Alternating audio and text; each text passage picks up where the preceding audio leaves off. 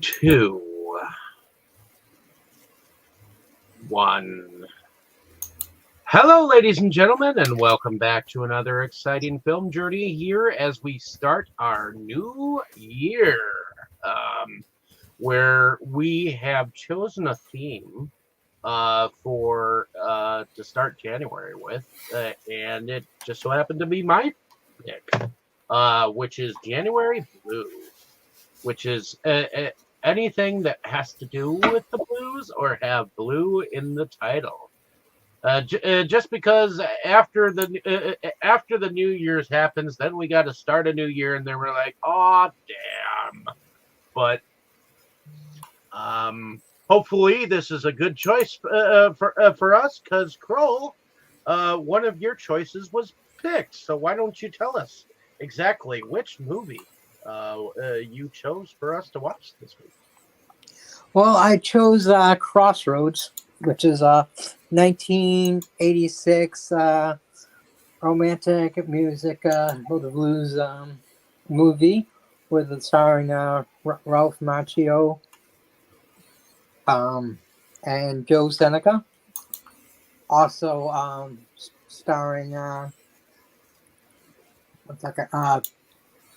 Jamie Gertz, which may know from Lost Boys, which this is actually a year before Lost Boys. So this is before she played Star in Lost Boys. And this, of course, is after Karate Kid, but during the same time as Karate Kid 2. And IMDb says a guitar student towards the Deep South with an old blues man chasing a lost song, written by Robert Johnson.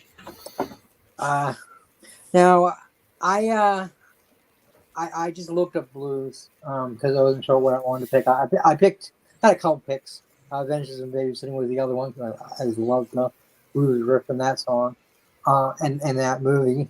But normally I don't like the blues, or I didn't actually. I actually enjoyed all the blues in this, so I think my tastes have changed. I haven't really tried listening to any blues for a long time, so I guess my taste has changed for that, because I enjoyed all the music in this. It was cool. I liked it. It was fun. The harmonica and of course the guitar playing. I always love guitars. And I don't know if Ralph Macchio did his own playing or not. Whoever did, if it was him, great job. Actually, pretty incredible. Especially the end, but we won't get to that now.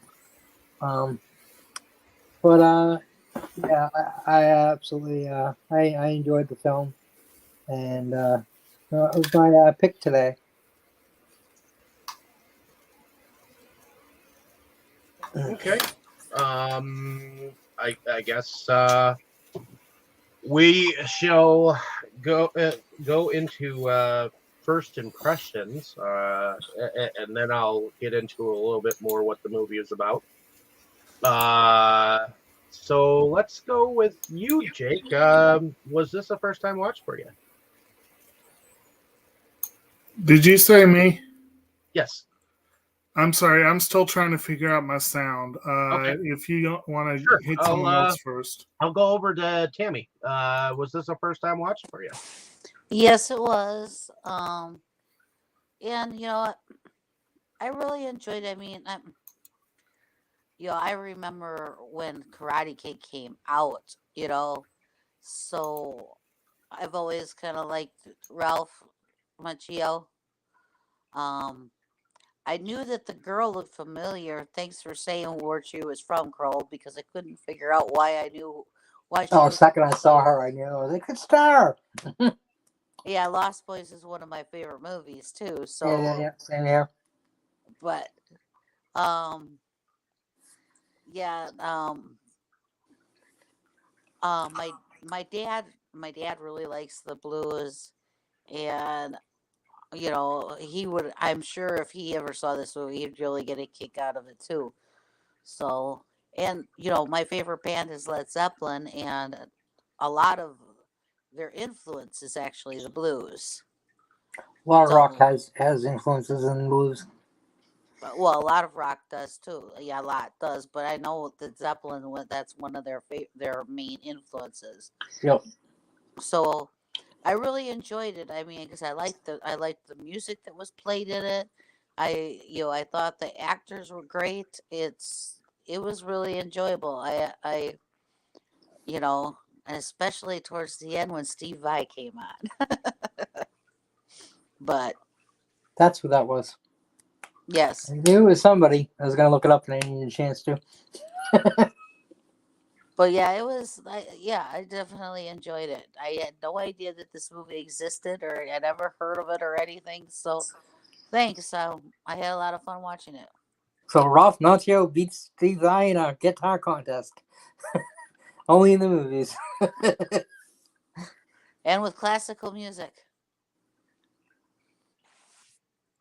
Alrighty, heading over to you, Brandon. Was this a first time watch for you? No. Back in the 80s when this came out, I didn't see it in theaters, but my father was always big into some of the movies that were freshly out when they could get them on HBO and stuff like that.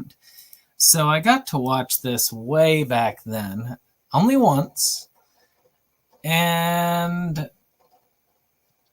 I was actually was kind of weird when this came up because I think I also had put it up, but when we rolled randomly for this, it came up on Ron's pick of it instead of my pick of it.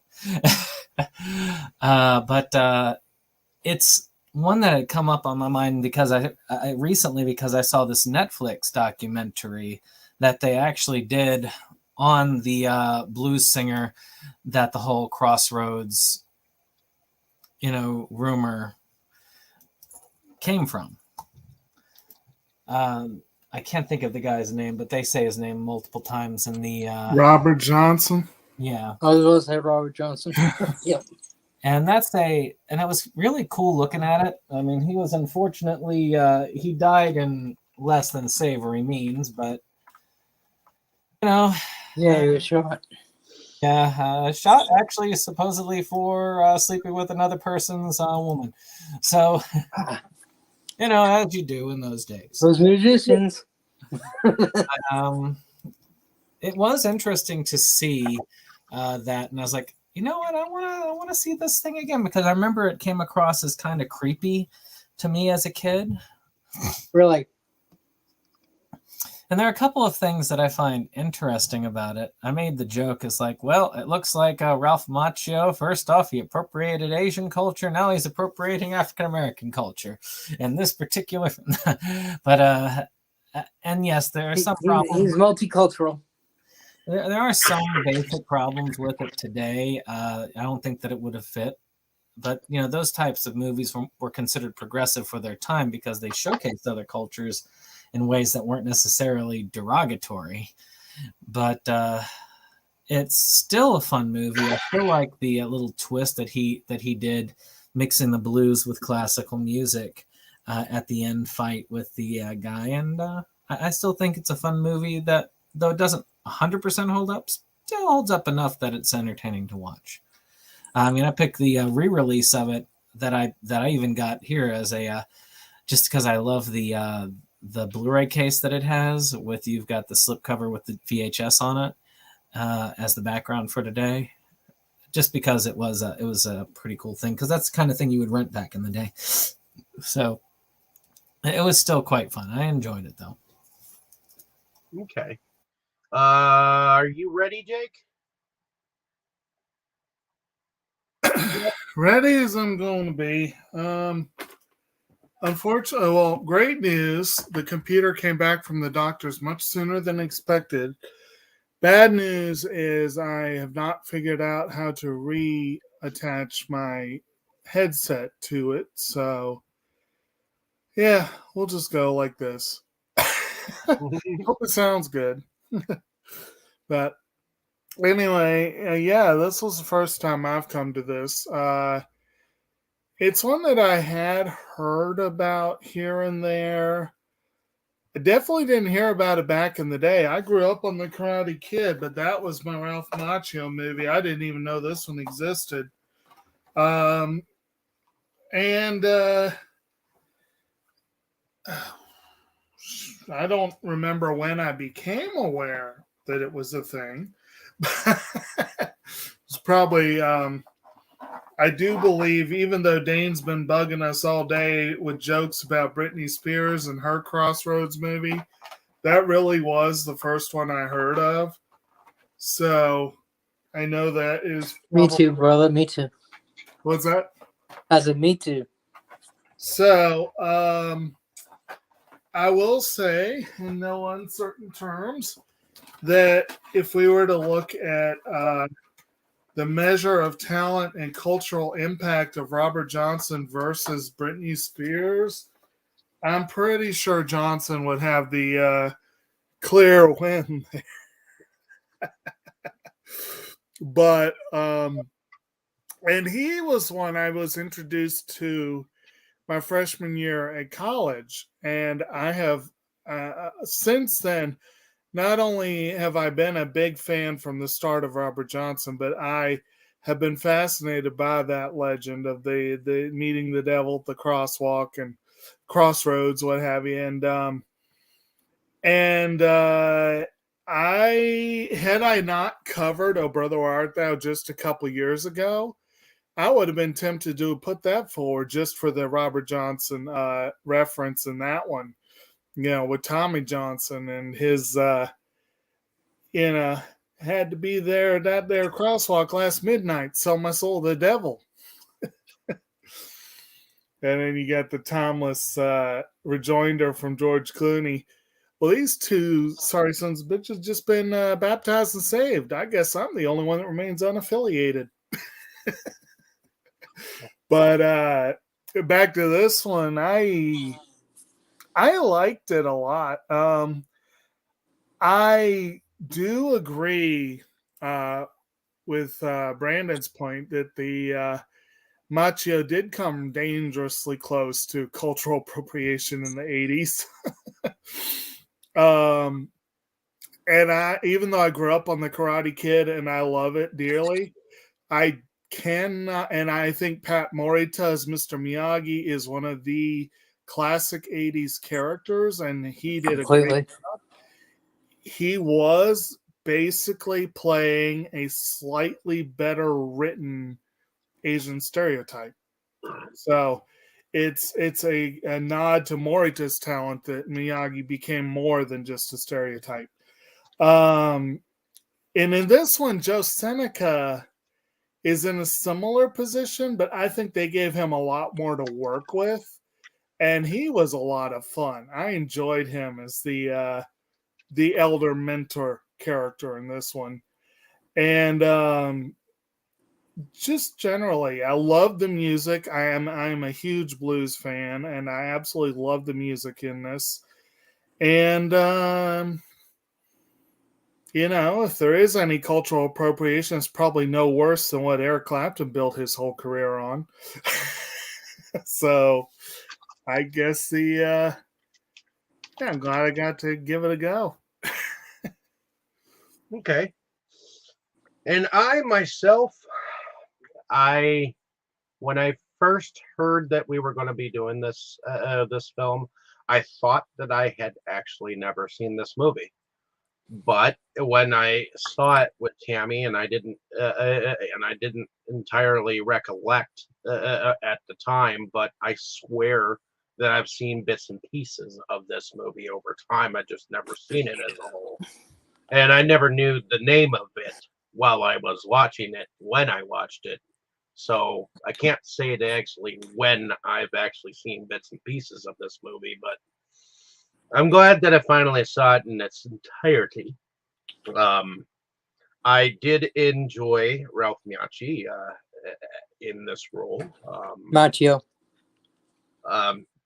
Machio. But I did enjoy his character, and I do remember seeing the backside of the chick. I remember the Crossroads part, where the guy goes down to the crossroads and whatnot. And I do remember the final battle for some reason. It was like the pick of destiny before it was the pick of destiny, you know. So, Right. but yeah, I'm glad that I was able to see this and know it for its existence, and I guess we can all say that we're kind of chicken shit because we didn't see it. But I didn't even know about it, so but yeah, I enjoyed this film really good. I mean, it does a good send up to the blues and what it means to you know, to really do the blues, you know. But let's see what IMDb says about the film.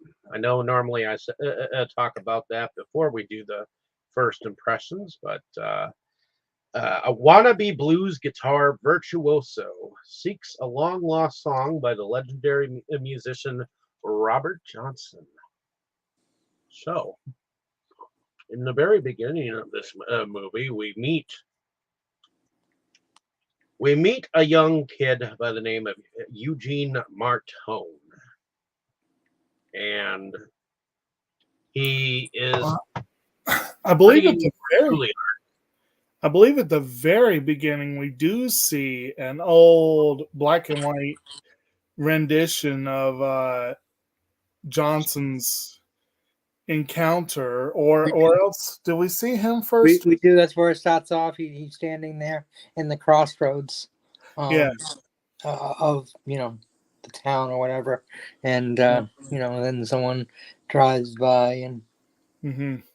Yeah, the film seems to have some flashback moments, Mhm. and it starts off with that flashback moment Yeah. of Robert Johnson uh, going to the crossroads, and then him leaving the crossroads, ending up going to a what looks like a motel of some sort, which is where he knocks on a door, and the door is opened, and I guess he's told to hey, yeah, we got a studio in back. Have you ever recorded before? Nope. Well, you just turn it on and play, and we'll record Right. whatever you need. So he's got his back turned from everyone, and he just starts playing, and I guess they start recording. So that's pretty much the start of it, and then uh, moving forward, you get to meet Ralph Macchio's character Eugene, and he is a young kid who is studying for Juilliard of all places, for classical, which classical is like the toughest of all guitar playing. You have to really know your stuff. I actually didn't realize guitar. That they use guitars in classical music. So that was an interesting to learn. Well, when I was in guitar in high school, that's how they started out. It was those class was actually called Heritage Guitar, Oh, and so they throw you right into the deep end, huh? yeah, Well, and he not you the class you had they would play classical music, and then he would show us like if like some like there was an artist at the time that was famous and things like that. He the whole thing was all about the heritage of the music, and then like um things that were going on at the time. If you played Mozart, they would show like the paintings and clips and stuff, pictures of Mozart, but then you play the Mozart. So it was really, really in depth about the music. And then that's what we were learning on. Everybody had acoustic guitars. So they so made it sound like to start playing is how they made it sound, is where this is where you start playing. You don't start playing as a rock and roll guitar or this or that. you start. This is where you start. Well, and the guy pretty much says in the movie, like, you get that very snooty sort of. He even calls it, I think, the more primitive music or whatever. He Where does. He does. where classical is Cultural. it's cultural, yes, but it's also there's something more to it, or something like that. Popular music is somehow less. Yeah, You know, a lot he of basically people looks down at it. What's that? He basically looks down at it as something Right. that is not even So like. anything that's not classic. Well, but Well, also, in Kroll, to your point, yeah, you've not heard the phrase classical guitar? No. Because there are a lot of different styles of guitar playing. And yes, in Mozart's time, a guitar would not be part of a classical ensemble. But contemporary classical music will use a guitar and pretty much any instrument they feel like if they want to mix it in. So it just kind of depends It on was where just you're different coming. for me to see it. Like I said, Yeah. I didn't realize they used guitars, and I mean, to me, I just think of, I don't know, like especially like electric guitar.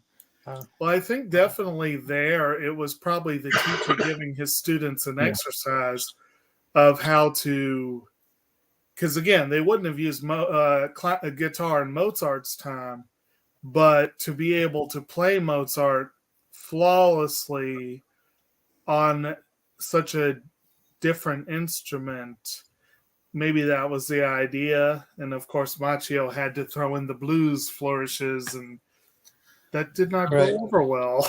Yeah, in So, fact, yeah. he was, So his joke. he said that he was making a joke, and his mentor or Was his not teacher amused.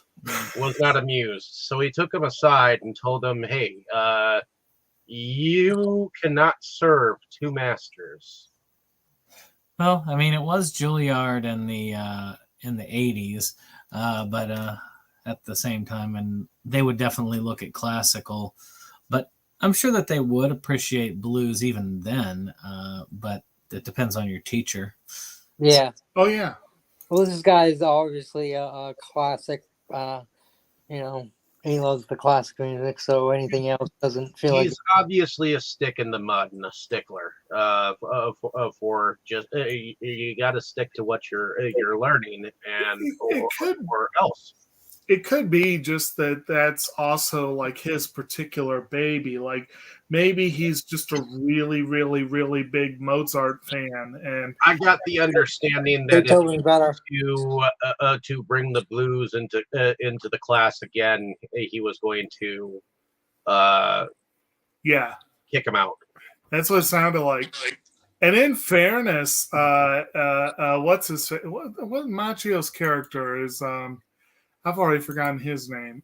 Eugene. Yeah, so he sounded good. Lightning. You know, Eugene, yeah, he sounded good. And the girl behind him was like, yeah, just going through the motions, you know. All I know Yeah. is my Well, he did teacher- say that. Sorry, go ahead, Tammy. All I know is my teacher, until he was done showing us what he wanted to show us and everything, he was a real stickler because I wasn't the only one playing around. I had a Led Zeppelin, book, music book. And I was playing around with Stairway and somebody else was playing around with Metallica. And he's like, not now, none of that yet. You guys can play later. I was like, oh. Oh, hey, at least he didn't tell you not to do it. You know, Right. so that's better. But yeah. I mean, there's something to be said about purists. I know that there's that concept, and it goes with a lot of practices where the idea is if you try and muddle yourself into too many different styles, you will never excel at one. You'll just become Right. Jack of all trades, master of none. But of course, as he shows, it's in the mixing of the two that sometimes you come up with something even better. To me, in art, Right. unless you are aiming specifically to be a specific classical artist, which in his case he is, well, at least that's how he got into the school. But a lot of times you benefit from having those extra. It's sort of like, well, I mean, in my field, if you're going to be a Freudian psychoanalyst person, you are not allowed to learn about any other form of therapy. You have to only study that, because it's considered, if you study anything else, you are ruining your mind with concepts that do not belong. So, I mean, Really, that's you know how it is. Which is all, but then again, if anybody knows me, I think Freud's a crock of crap. So, you know. That was a perfectly timed beep on my computer. I don't know if y'all had it too. yeah, Freudian. Yeah, most of the stuff is pretty crap. Yeah, I agree with that.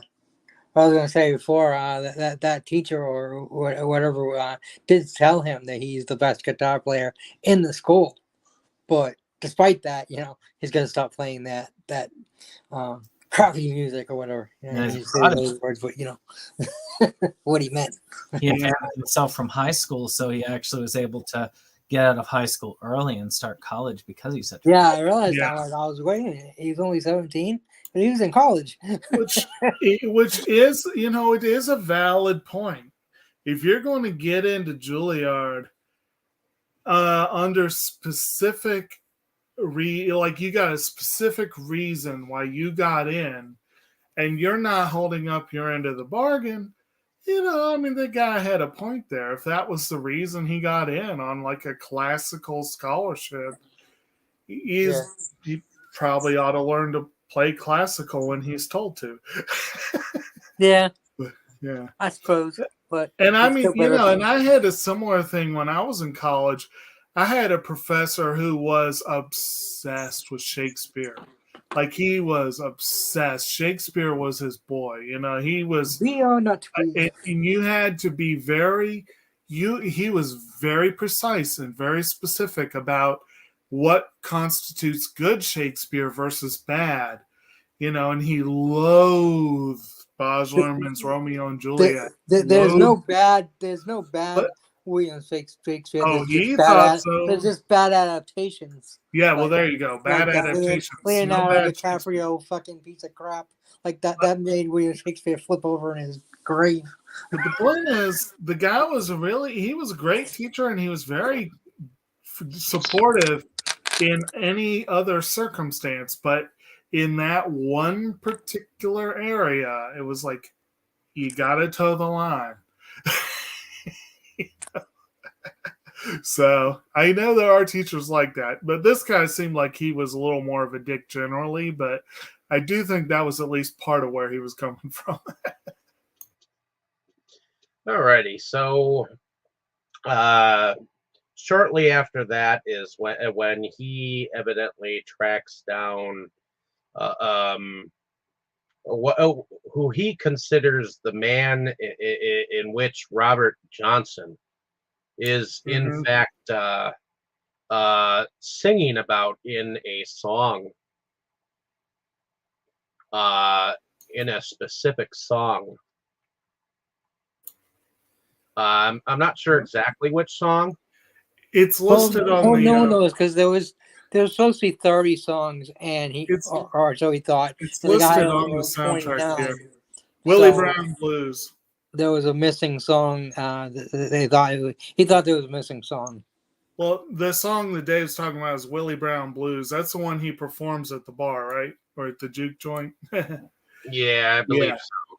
Yeah. And so he thought that there was a song that Robert Johnson had never recorded, and right. That's why he was trying to track him down, and he found out that he lived in this kind of old folks homes, and the guy didn't want to see him, so he saw that there was a post-it note of it was a penitentiary. Well, according to him. It was. He was in there serving time. He was in prison. I thought it was a hospital. Well, it was a hospital, but it was a hospital. It was like a hospital for. Yeah, he was in the hospital because they were trying to treat him for any injuries he got during that event, but he was going back to jail as soon as they finished treating him. Yeah. Okay.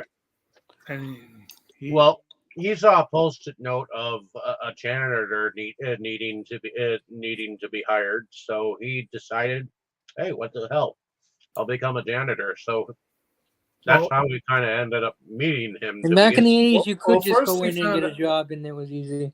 First, he found out the guy he was looking for was not seeing visitors. To put Yeah, it bluntly. Dave already said that. Dave actually said that. Okay. Yep. But we have them two meeting, and he basically is very joking about him about Eugene at first, because he says he's from Atlanta, and he he jokes with him that oh yeah, He's from Long Island. Long Island. yeah, Long It's Island. near Atlanta. Yeah. The way Brandon draws.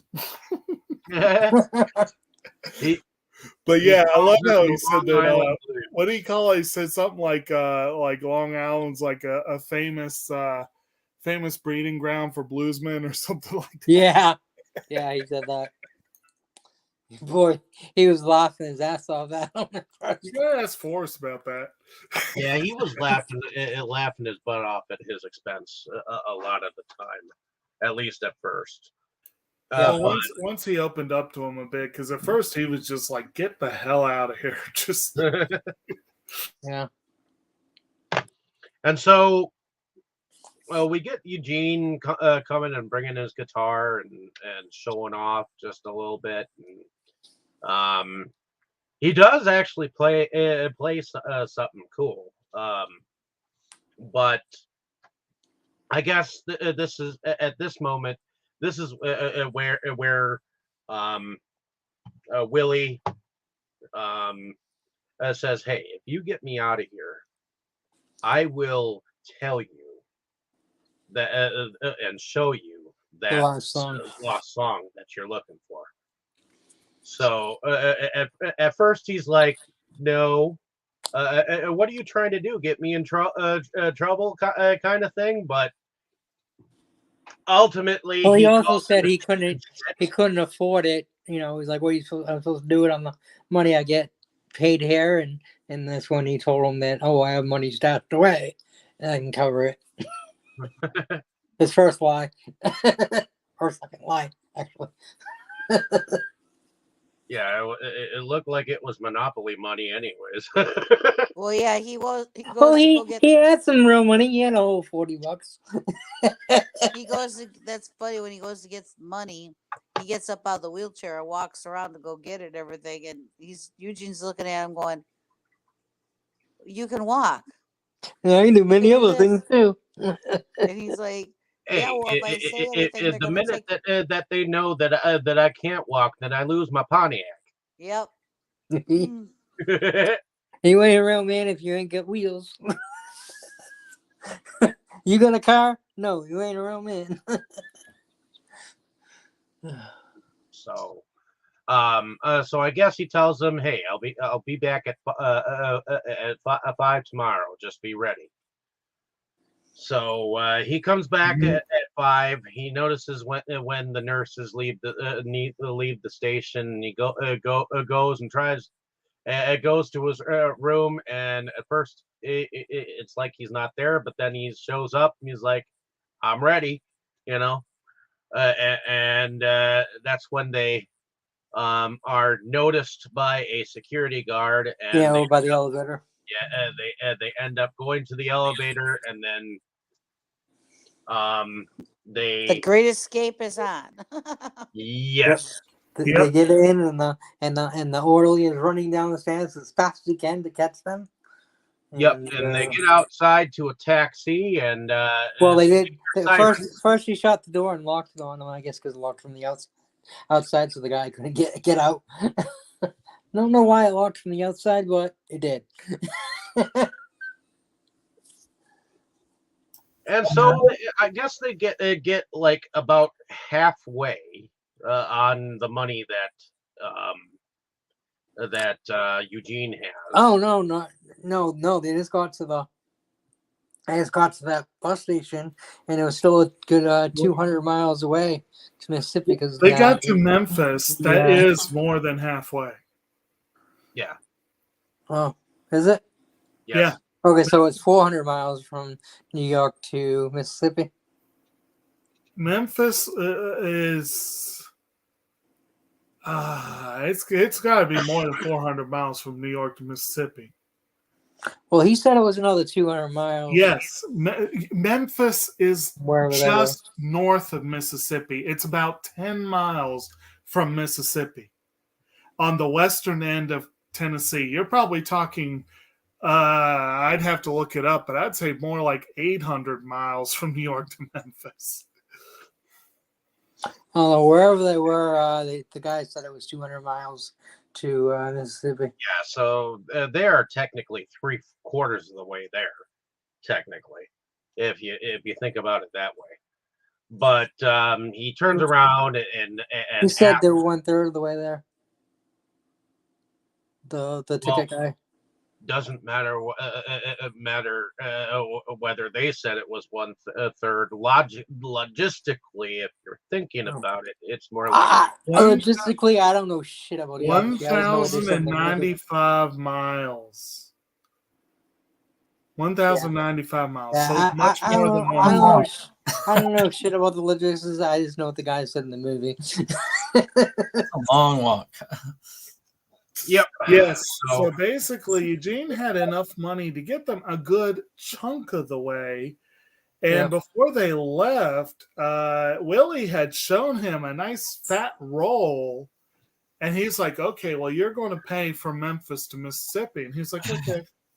And then they get there and he raised hell about it. And then he comes Yeah, he's like, what am I, look like Rockefeller? His He only fat had 3 roll bucks. was 220s on a bunch of newspaper. See, Yeah. I thought that the roll was real, but he just put a 20 on the outside of a bunch of ones. I kind of got the impression That's that a maybe Chicago rule.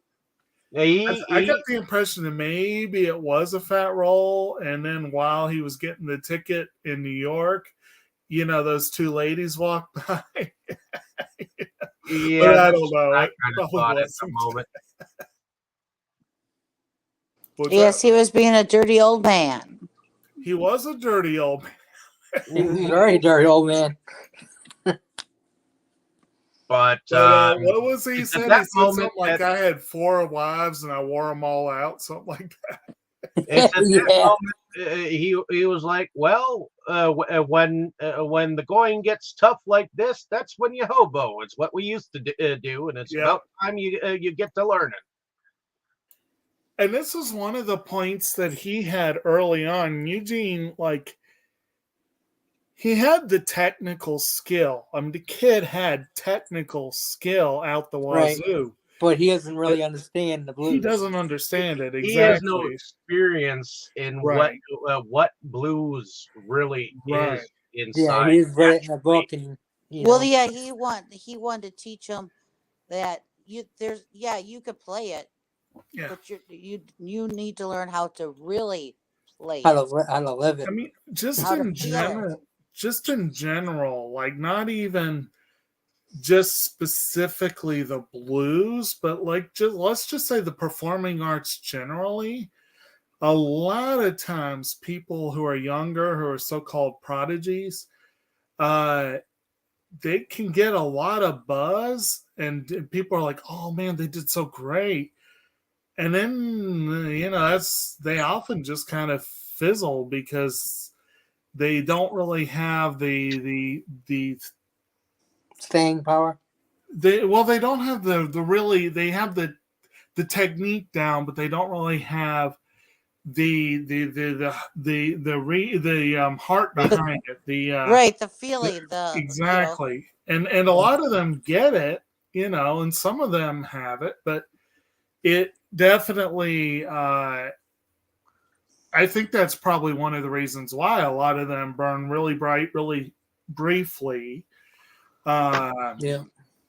Most people that are The really shooting star. into music and they say you're supposed to feel it. You're supposed to feel what you're Right. playing.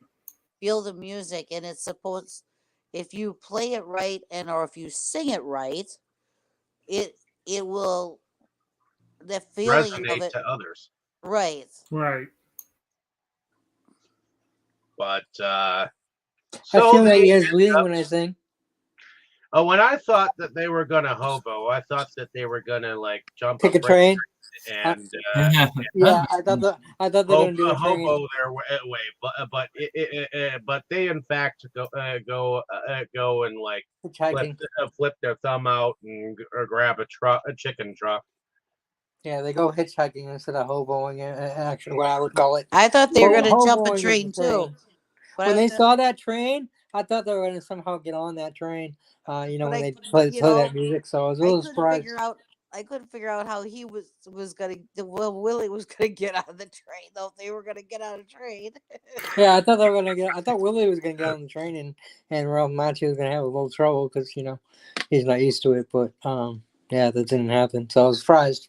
Yeah, when he said hoboing, I really expected them to actually get on a train. Right. Now, like you guys mentioned, when they did see that train, that was a pretty fun scene because you had Willie just whips out his harmonica and starts, just playing along with the rhythm of the train, basically. Yeah. And and Eugene's a little slow in the uptake, but then he starts trying. Yeah. And But before he wasn't quite feeling it. He wasn't, it wasn't. Yeah, Willie, he said something to the effect of, It'll take you never going to be a blues man. 10 years to learn how to play it going like that. Well, no, he said something to the effect, "You'll never be a blues man if you can't make a train sing," or something like that. Yeah. And that's But then he said something about it taking 10 years to learn how to do it. Well, I guess I can't just go down to the Crossroads and sign your soul over to the devil just like you. Don't ever say that again. Yeah, that made him mad. He slapped him. He slapped him across the face. Right. Well, and Ralph we do have Macchio. to mention that we do get some flashback scenes of Willie when he went down to the Crossroads and met his contractor. Where he met Scratch's assistant, although they apparently were going by a different name then, and I couldn't catch what it was. Which is funny, because Scratch was the name of the devil, and the devil of Daniel Webster. Yeah. Well, it's a common name for the devil, yeah. Correct. I really like that because his assistant is played by Joe Morton, and I just watched an X-Files episode starring Joe Morton, so it's kind of interesting seeing, this is 15 years earlier, so he looked a little younger. Cyborg's dad. What's that? He plays Cyborg's dad in Titans. Sitting there, like, where do I know him from? Oh, that's right. Yeah, he does. He plays Cyborg's dad in the Titans show. Yeah. But yeah, it was, and then we should also mention, again, Willie's played by Joe Seneca. Last movie credit he had a TV movie, but his last appearance in theaters was maybe the first thing I saw him in. He played Reverend Agee in A Time to Kill. He's a little younger here, but he ain't young here. I'll also say that Ralph Macchio plays a pretty, plays pretty much an asshole for a lot of this. Yeah. He plays the spoiled kid he is, in a sense. He's Danielson, but with more talent. He is. He's a kid, and he's like you said, he thinks he knows everything. Which when you were that age, you knew everything. He is. And he thinks he knows everything, and he slowly starts learning. Of course, I thought I knew everything at that age, and I still do. Yeah. As far as his aim was not a very nice aim at all, because he was planning on getting that guy's song, kind of recording it as his own, and then using it to launch his own career. There was really no respect for it at all, and I'm not sure he was trying to claim it as his own, but he was definitely wanting to put his own spin on it. He said himself, "I'm going to claim it as my own, and I'm going to use it to launch my career." I did catch that part. And he wanted to. He basically really and truly, if you think about when people say cultural appropriation, that's exactly what it means. And he straight up cited Clapton and what was it, the Rolling Stones? And yeah, he straight up cited them. And yes, Clapton not only does have Crossroads as one of his older hits, but he had a few of those over the years. I Shot the Sheriff, where he appropriated reggae, pissed off a lot of people. But it's a great version. But I shot the sheriff. yeah. But Yeah. But that's the idea of it all. I mean, he even Joe Seneca's character. I mean, he points it out early. He's like, "Y'all, you white boys trying to steal our stuff." Yeah, and that's exactly what he wanted to do. I think he did have some respect though, because you saw in his room all the pictures. Oh, he had respect for it. He had the respect for the music, but not for the musician who made it. I think that's true. He wanted to steal it because he loved the music. He recognized that it was awesome, and but he wanted to steal it. So he had respect for the music, but not for the man. He's probably one of those wide-eyed fans that I think we all know. I mean, we're all kind of like that ourselves, I think, honestly. But the wide-eyed fans that see the potential art that we love as being partly ours, and we love it so much, But then sometimes people forget that part. They forget, I guess, the initial love for it, and just kind of think of the possessive part of it. And I think, well, Brandon, I guess you might be saying you kind of felt like he's already heading down that direction. And he learns a little bit more as he goes to understand the people behind it. And this is what the guy was telling him when he's playing for the guy. He plays perfectly well, but there is no soul to it. There's almost no real love for it. It's just another piece to him. Whereas there's no feeling in it. And that's what the whole part here is, well, as he goes through all these trials and so on, he starts to learn to put more of himself into it instead of just a spin, like as a textbook spin, like he learns at Juilliard. It's actually putting part of his own soul into it. And that's in that way, it's good to see him learn more respect for it. I think the word that you were looking for was privileged. There is a little bit of that. There is a little bit of privilege. We all think that we have the right to do what we want with whatever music has been played or sung before, and make it our own. So, and Willie keeps needling him about that. He keeps talking about his Long Island upbringing and all that stuff, but he keeps treating him as if he was a very privileged individual, and he's overstating it a little bit, but there is some truth to it too. His parents were divorced, and that really hit him hard personally. So in his mind, well, I'm clearly the worst off person. Yeah. I've already suffered as more than anybody else because that's my own experience.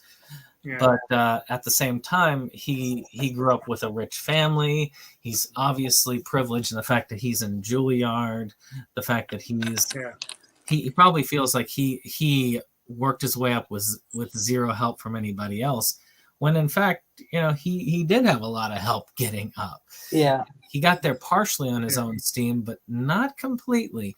And that's really what he had talent, but he definitely didn't get trying to point out to him. Mm-hmm. It's kind of interesting too. I mean, again, if you look at this one and the Karate Kid, the first, I think it was 3. That's pretty much. And I know there was some other Machios. The Outsiders he was in, right? Am I remembering that correctly? Yeah, that's what got him the role in Karate. And I feel like he was part of similar in there. In the 80s, he kept playing these really cocky individuals. Really, like in the Karate Kid series, he learns some humility as he goes, and he's presented against these kids who are much worse off. Like in the Cobra Kai, kids are much nastier in a lot of cases. But Daniel himself is pretty cocky, and He is. bordering on arrogant at times. And he's definitely that way here. And it's kind of interesting. It's kind of interesting to watch Cobra Kai, and now Machio's really mellow. Well, really the first season, I would beg to differ. That first season, I think he was an asshole.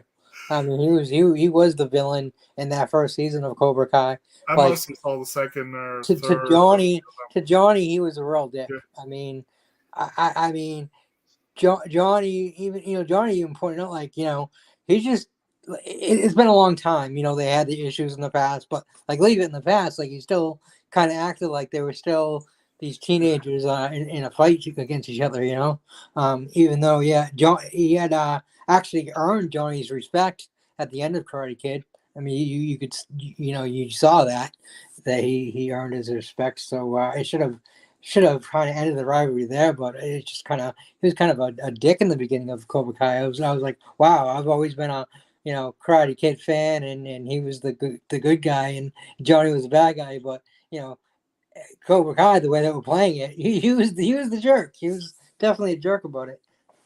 His wife is the one that fixed him on that. So yeah, great show, anyways. Well, Eugene is kind of some of the comments he makes in this movie. He is quite cocky. Oh yeah, he's definitely. There He's were definitely some of the cocky. comments He that expects he caught me off guard. A was pat just on his like- back every time he does good. Like he was complaining that when after they did the show that he didn't tell me he was great or anything. And I understand wanting accolades and everything, but he was trying to teach him that life ain't about getting accolades and being told you're doing a good job. You're trying to be a real man. A real man. You're not gonna find that out there. And so if he tells me he's great, then he's gonna think he's great and he doesn't have anything to learn because he's already great. So who needs to learn if you're already great? He's trying to teach him, so he doesn't want to swell up his head with telling him how great he is, even if he did do a great job. Yeah. His head was swelled up enough. Well, while they were hoboing, they ended up meeting another character who is a female who is trying to turn tricks to get down to, I believe. Well, not yet. Not when they meet her. Well, she's tells not them wearing straight out wearing that she's not wearing pants, and she pulls a knife on him. And he's not worried. He's like, go ahead, cut me. Well, they're taking shelter out of the rain, and they happen to walk in on her changing, basically.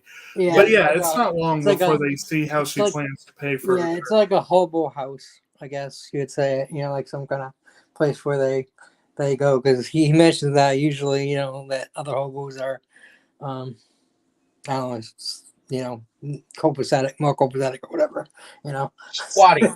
Squatting is the word for it.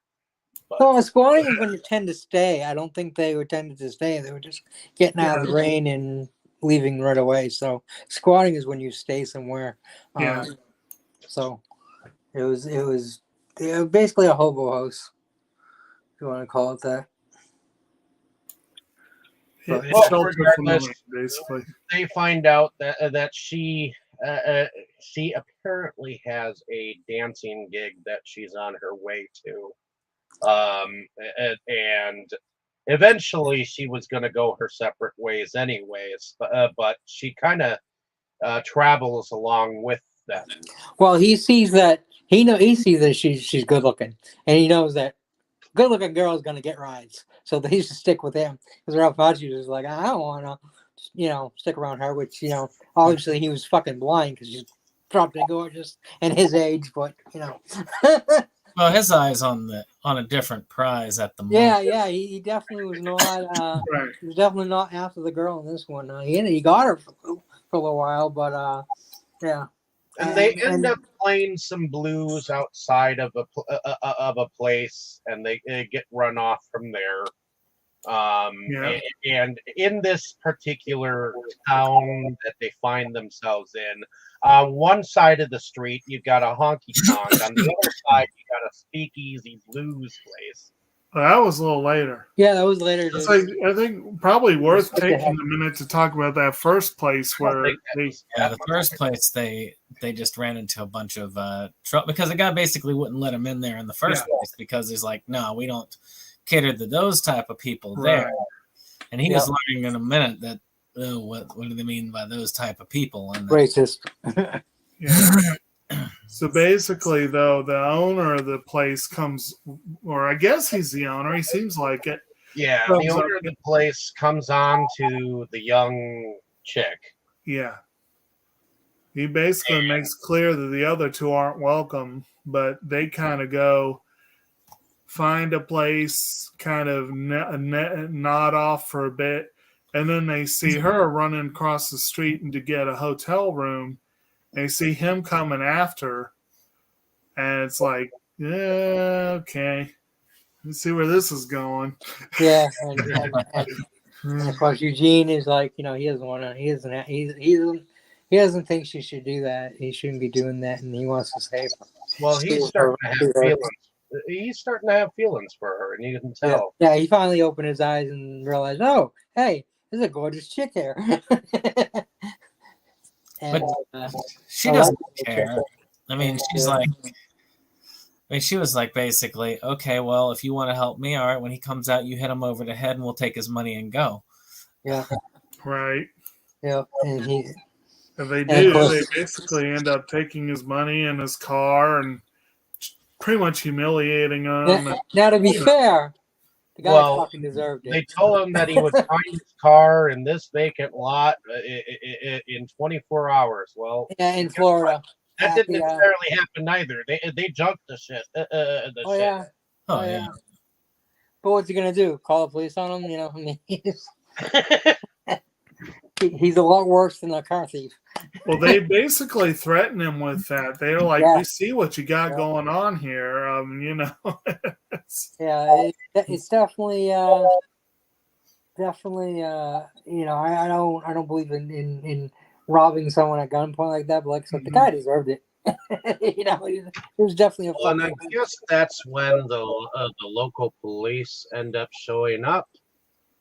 And they take their money, and that's when they're in the barn.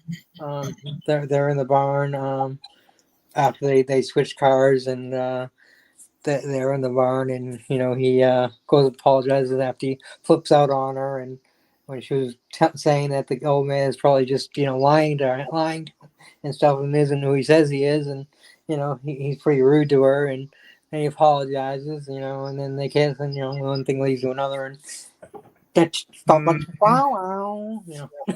Of course, we didn't see any of it. Yeah, they were hitting the hay. Literally hitting the hay. Farmer's daughter. Yeah. So I thought maybe they were when the cops came in. I thought maybe they were like after them, like knew who he was. At first, and I was like, "Oh shit, they're screwed." And then I realized afterwards, no, it was just the barn they were crashing in. The owner didn't like it. So they ended up letting them go, not arresting them, but refused to give back the money. Like, what money? And not she exactly make a stink about it, and it wasn't exactly just letting them go. They drove them out to the county line. And said, "You cross that bridge, you're in another sheriff's territory." Yeah. Yep. Well, they could have arrested them. I mean, they were legally basically arrested, but the chief of police or whatever the fuck he was decided to let them out of the car and let them go, and they just didn't want to. I think they were letting them go easy. Yeah, they didn't want to deal with it, but of course it was stealing her money, and she tried to make a stink, and they were like, we can settle that, you know, and and Yeah, we can put you in the pen, and you can sit there while you're litigating, yeah, basically.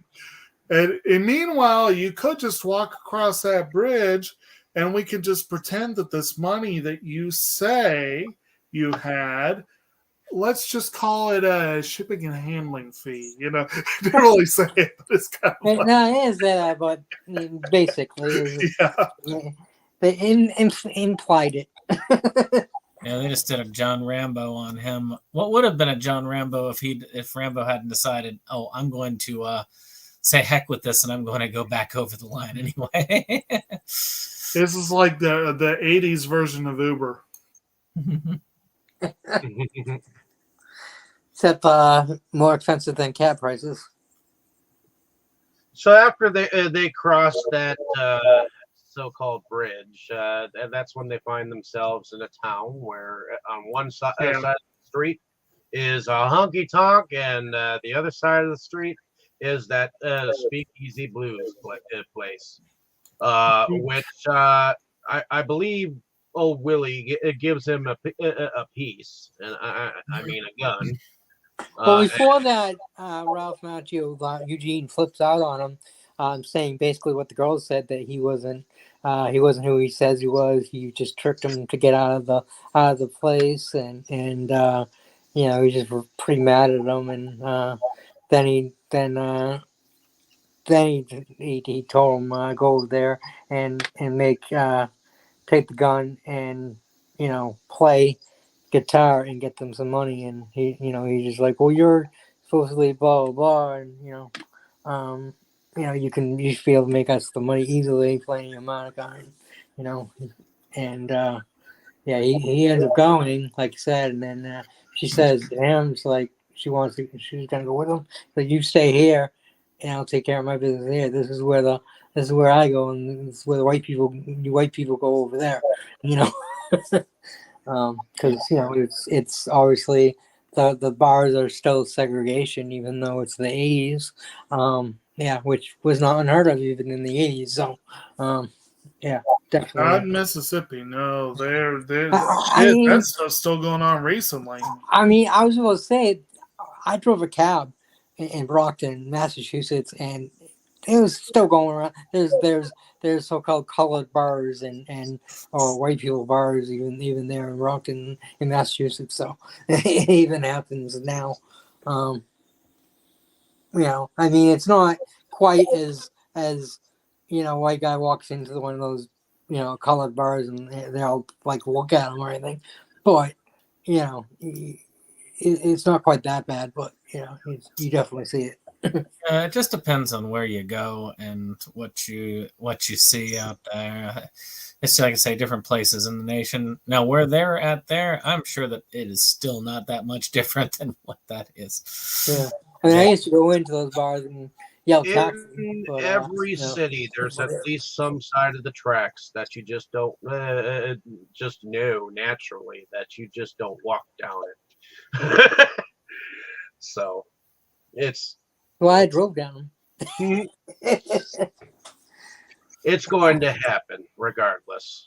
Yeah. But he ends up walking in, and she ends up walking into this honky tonk, and she ends up attracting a large. Well, first Eugene gets a drink. He's like, "You have an ID? You know, I give me a whiskey." And he's like, "You know, you got an ID?" He's like, "I don't have an ID." He's like, "Oh, I suppose one drink ain't that bad." Which I think in the 80s that could fly to certain places too. You know, obviously not now. But back then they were a lot more lenient with that stuff. Yeah. So he gets the whiskey, and then, you know, it's only $1, which I was like, wow, only $1 for whiskey. That's pretty damn cheap. But he doesn't have that. He's like, you know, I'll play a few songs for the whiskey, you know. You're just like, I'll comp you the drink, just get the heck out. And drink it and then run out of here. Technically, it is the girl that goes with them that gets them into trouble, really. If you think, well, yeah, then she's Well, yeah, she's picking pockets, and yeah. And by he- the lech that was trying to buy her a drink so he could sleep with her even though he has a wife and kids.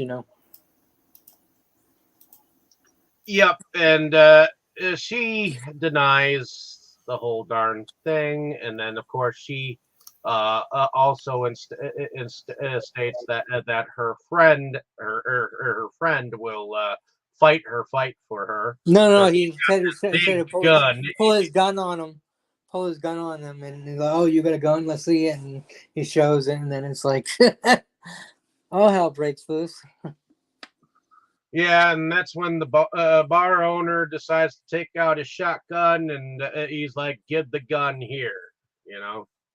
And Don't you give him that gun? so he loses the gun, Yep. and then the bar owner's like, "Now I know that this Lecker here, or this dude here, He's stupid. uh, He said he's stupid, but he doesn't deserve his wallet being stolen. He does have a family, and they need the money. And I think she realizes, okay, there's a family. Maybe the guy deserved to have his wallet taken, but the family didn't deserve to lose the money. So I think that's why she gave it back. Because she does have a heart, even though she seems to take it from people that deserve it, or try to take it from people that deserve it. But she realized a family needs it, so she does have a heart. I like her. and they lose the piece, and they get kicked out, and And then they go in over to the bar where they're not supposed to go.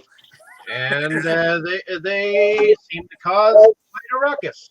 Yeah, it's amazing. You can coming in here with that blues guitar and looking like you're gonna play the blues, and Monday you can walk with the balls the size, big balls that you got.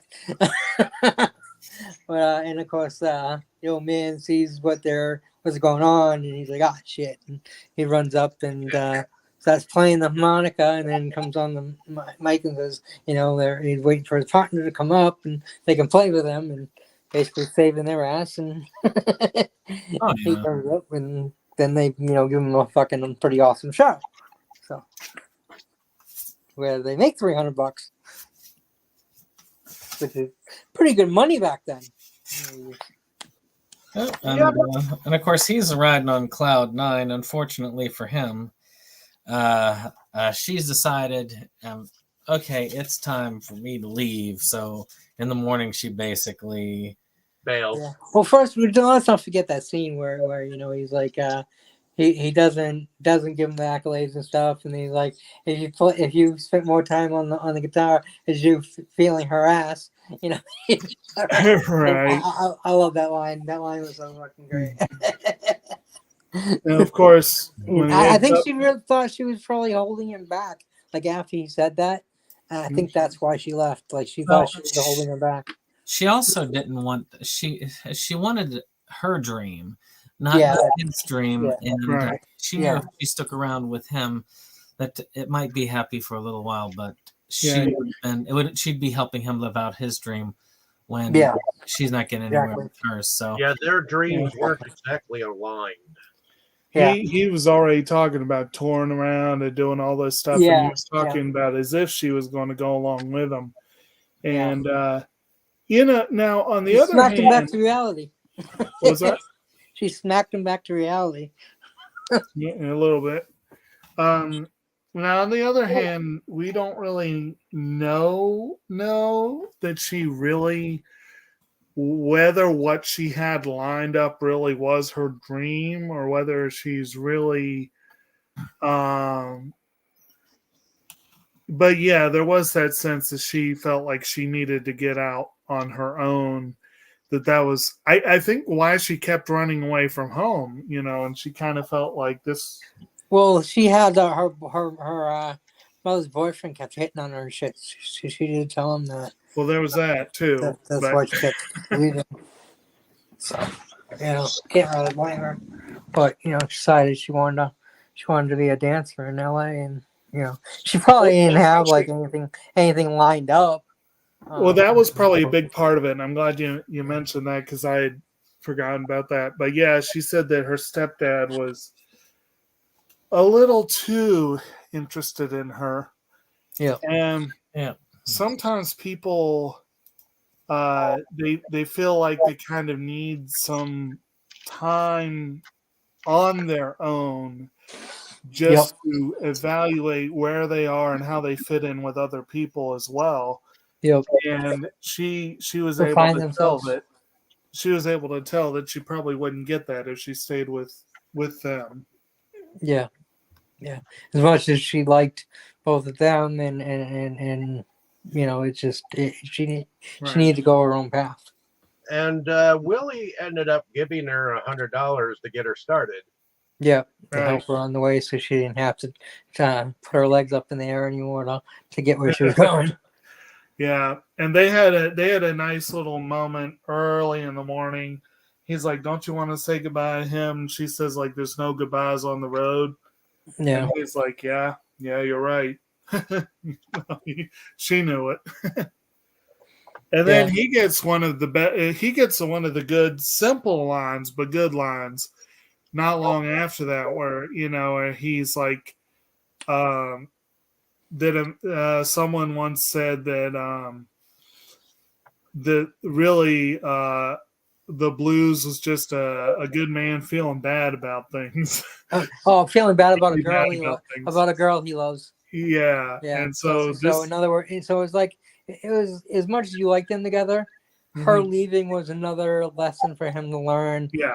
And then he immediately, then he finds out about the song isn't real, and the girl is left and the song isn't real, and instead of getting upset or flipping out, he just walks over, sits down, and just plays the song. He finally got what the blues was about. Right. At that point, that was when he was kind of getting it along the way, but I think that's where he is finally clicked into him about what the blues is really about. He just got his heart broken in two ways. One with the girl, and then finding out that the song isn't real. So his heart was broken twice. It's basically. Now, is this around the time when he let him know there is no 30th song, or at least that he didn't know of any 30th song? Yeah, it is. And that's when he's said basically to just, you gotta make your own song. This is where you gotta bring it down home, so. So, and he said, and that's pretty much what he did. He's like, and he says, Robert would have told you the same thing, basically. He would have said, just make one up yourself. But yeah. So, and they go from here to the Crossroads, right? Where Willie was finally able to relocate it. Well, they stopped the house. Did you mention that? They stop at the house of and he's looking for the woman that used to run it. To be a place of pleasure. Now it's just a rooming house. Now it's a rooming house where his old friend's granddaughter is now in charge. Yeah. I think she liked Eugene a little bit. She was kind of looking at him. I don't know. I felt some body language there. Well, there definitely was a familiarity, and in fact, either that or she was just wondering why what kid was out here. One or the other. When he started talking about the Crossroads, she knew immediately what he was talking about. He was like, "Yep, you speak my language, aren't you?" She even said the address. They said, "Bring them to blah blah blah," and so. And that's when they dropped him off, and I love that Trans Am. I love Trans Am. It's my favorite fucking car. So when they come driving into the Trans Am, I'm like, yeah. Did y'all need a ride? Yeah. So I don't want to ride where you're going. I want to ride in that damn Trans Am. I don't give a shit where it's going. I don't want to talk to you. I want to talk to Scratch. Yeah. Right. Yeah, he wanted to boss. He was like, get the fuck out of here. Is basically what he told him. He's like, okay. And right as soon as the Trans Am left, that's when we got Scratch walking right. Yeah. Mr. Robert Judd, one of only 2 movies he did, apparently. He died not long after this came out, or Really. thereabouts. But I got his little image up there because I got to say, I like this dude as a personification of the devil. Oh yeah. I Yeah. thought he did a He great played job. him good. He definitely played him good.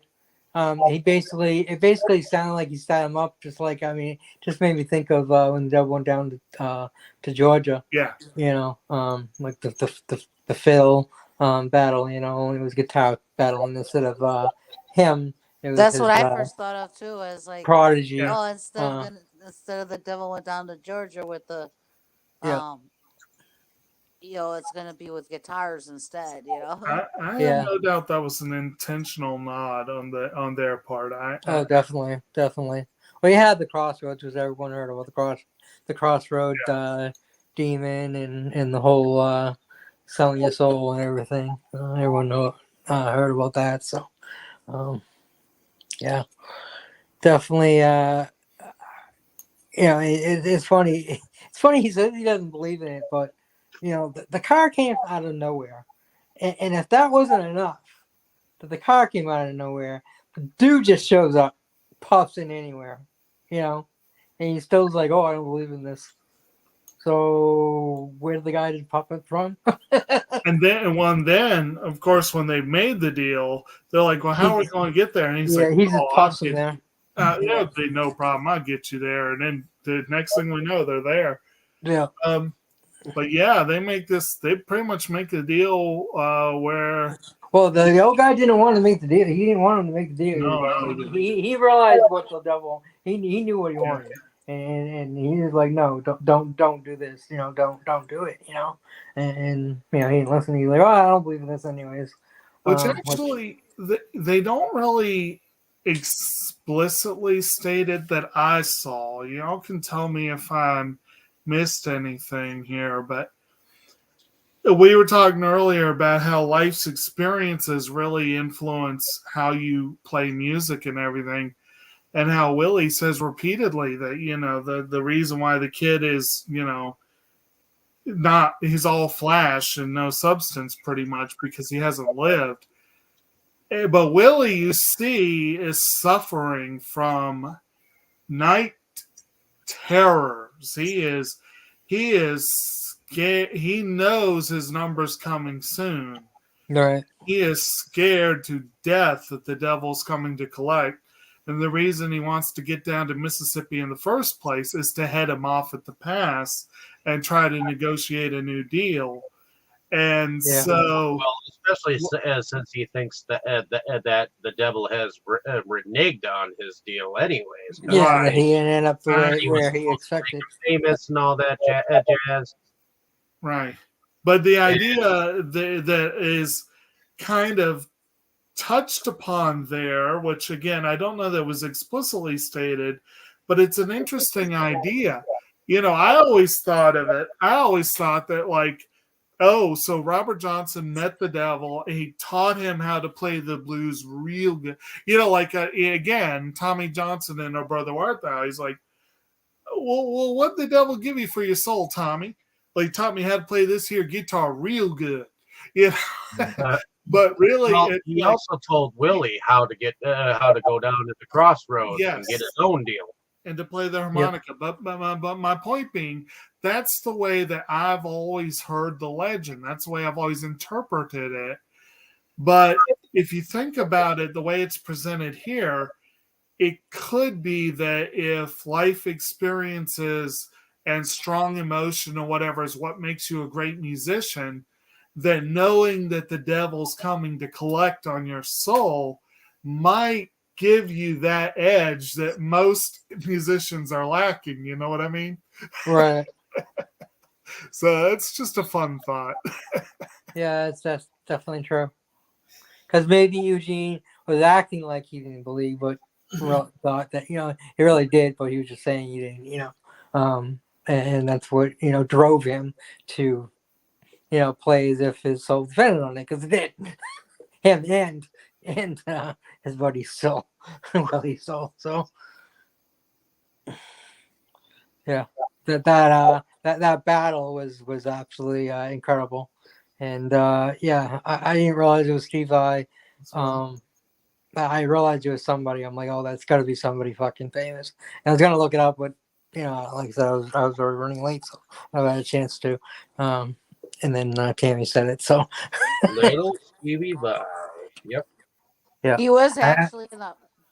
They actually Yeah. listed him in the opening when they yeah. put I knew everybody's it had to name be up. somebody the way he was playing the guitar like that. The way he was shredding it, I knew it had to be somebody good.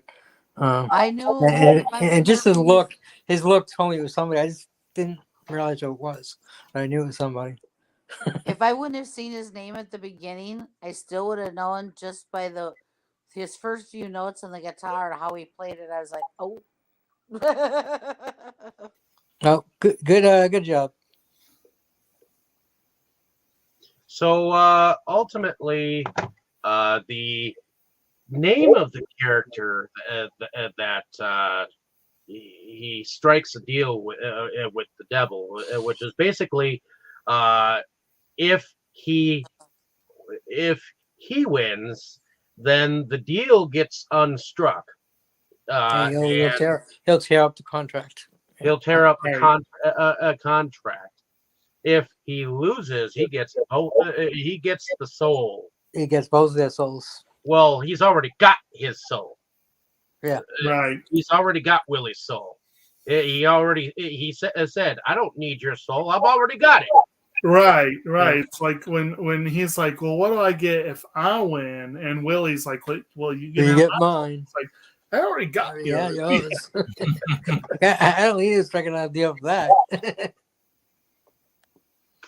No, but he's really interested in owning young Eugene's as soul, Yeah. which appears to be the spark of the interest in. And I like his expressionism here because he's like, my buddy Jack will love to meet you. Because I believe that's his like boy toy at the moment, his talent. And then you see Jack shredding. First thing you see is him shredding on the guitar. I was like, oh shit, this ain't gonna be no cakewalk. Well, Right. no, you can once they go into the battlegrounds and you see Jack up close. He's got some shreds on that guitar that he's showing off. So Yep. He definitely knows how to play. He's definitely not a greenhorn. Your competition got to substitute for Yngwie Malmsteen one time. That tells you they're pretty damn good. Yeah, and I do believe you guys. I don't know if anyone had an opportunity to do a lot of research on this. I didn't really get a huge amount. But I believe the version. I believe the guy is Steve Val. I believe he was doing his own work. Yes. Yes, he did a lot of his own work. Yeah. He was actually one of his teachers was actually Satriani. But right, there is something in Steve Vai's history where he was a typescript writer for Frank Zappa. So he's got some Zappa ties in his roots. So was Ralph Macchio playing himself? No, and that's what I was getting at. Yeah. Ry Cooder plays most of what Macchio plays. Okay. But Macchio apparently was fingering most of the work.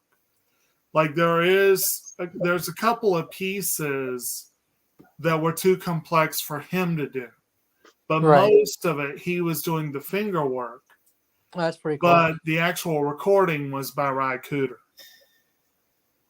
Okay. Yeah. Still do the fingering, so that was still impressive. Okay, but Steve Val apparently recorded the duel Okay, so Ry Cooder did most of the soundtrack. Val did both sides of the duel. Bye. Yeah. Bye. Bye. Sorry. Oh, well. But But, yeah, it's quite a battle. I mean, he's got some shreds, and then of course it's an answer. It's an answer and a receivatory type of a battle. yeah, it's almost like poker. It's like I see what you got there, and I'm going to read you this, and back and forth battle, which is just great. you're Just gonna like the devil went it. down So to Georgia and said Yep. it was with guitars instead of fiddles. Yep. Yeah. Definitely, and just like the devil, Steve Vai, of course, played incredibly great, and especially his finale. You think, wow, you can't top that, and the devil's all smiles like, yeah, we got ya, it's mine, and then his face drops as Eugene plays. That's when Eugene brings out his classical roots. Yep, And mixes the two together. whatever I think it's the same thing that he was doing in the beginning when we see him at his recital moment in front of the class, except he didn't do any blues like at the end in this one. He actually he brought it home, Right. and evidently it fucked up Jack's rhythm, and he tried, he couldn't get that down, and then he just like threw the guitar. He kept like hitting the notes and stuff, and you could hear it, and the guitar screeching, and it was just horrible. So yeah, he really got him. And I guess they have a little jam afterwards, and also you see the contract get ripped up by the so-called devil of aforementioned, and we get a kind of a jamboree here at the end, and of course they're walking away. You see them down that lonesome highway, and I guess Ralph or Eugene was saying he wanted to go onwards, and I think they said they're going to go to Chicago, and he's going to take them to Chicago. If he's ready to go to Chicago, he's like, "Oh, I'm born ready," and that's when he said, "After Chicago, we're going to go our separate ways." He's like, "Why can't I just go with you?" And he's like, your time to move away, and you got a deal, and that's when they shook hands, and so you got a deal. So. Oh, and that's where all deals are made, at the Crossroads. Yeah, this one isn't for a deal for the soul. This was just a deal to, him to mentor him a little longer, and then let him fly on his own. I kind of like that they didn't just part ways, or they didn't kill off the guy right away. There's something a little I was expecting him to die. nicer about that. I was expecting him to die, but be like, okay, now I can go to heaven. I don't have to go, the other place. But no, they kept it going a little bit, which was kind of cool. I did like that ending. Yeah, it left it open if they wanted to do, if they wanted to do a Crossroads too, but they didn't. But A's was big on sequels, so probably they set it up just in case. Right. But I guess we're here at where we can talk about production now. So, Jake, what did you think about the production? It was pretty solid for early 80s. I would say I didn't notice someone who's better versed in instruments and that sort of thing could probably give a more educated talk on that. But I'd say from what I could tell, the production seemed pretty solid. And again, even though they apparently had most of the guitar playing overdubbed except in a few key parts, they did a really good job of making it seem natural. The editing and sound design was pretty solid.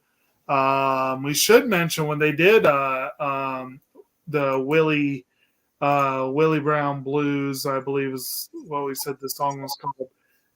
That apparently was Joe Seneca singing. Apparently wasn't him playing the harp, but it was him singing. But that, yeah, I mean, just overall, and I'm kind of getting into music there too, but I mean, a movie like this, music is part of the whole thing. But again, I think the editing did make it seem pretty solid. So, yeah. Okay. How about you, Crow?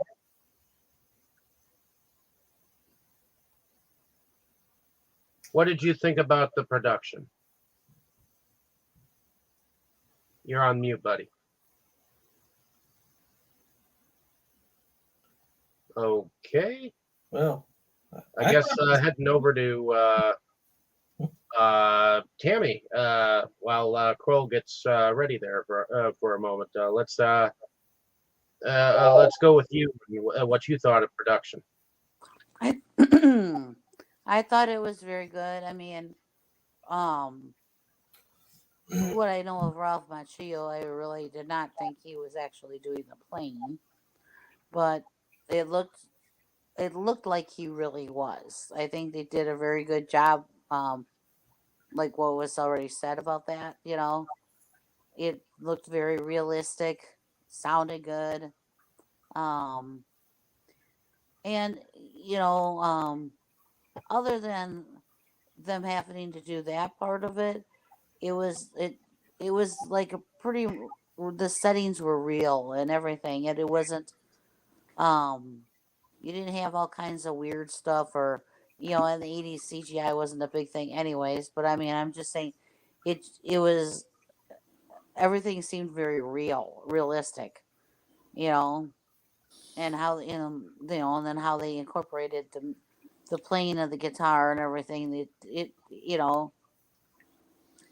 It seemed genuine, and I think that's what helped make the movie is everything seemed actually very genuine, and there was definitely lessons to be learned from it and everything. So I thought the production was very good. Okay. What about you, Crow? Yeah, I'm back. Sorry, had to step away for a moment. Yeah, I agree. I thought the production was great. I thought it was really cool in the very beginning. When he went into that recording studio, I don't know exactly what year that was, but you could tell it was definitely really old. And the equipment they were using looked authentic, but very old. So I thought that was really cool, the way they had that set up, and yeah, I don't know, and I thought the individual amplifier that he wore was pretty freaking cool too. I don't know if that's a real thing, or there's. I mean, I guess it must be a real thing. I don't know. I don't know that much about music, but I never knew there was something that an amplifier you could carry around with you. If it's not real, then great job.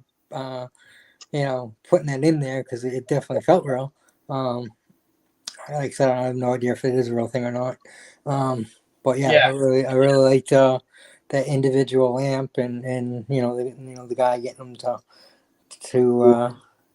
get it after Willie talked him into getting an electric guitar, which I definitely did not see an electric guitar being used. I like electric guitar being used in blues, but it worked worked very well. It actually worked for classical music as well.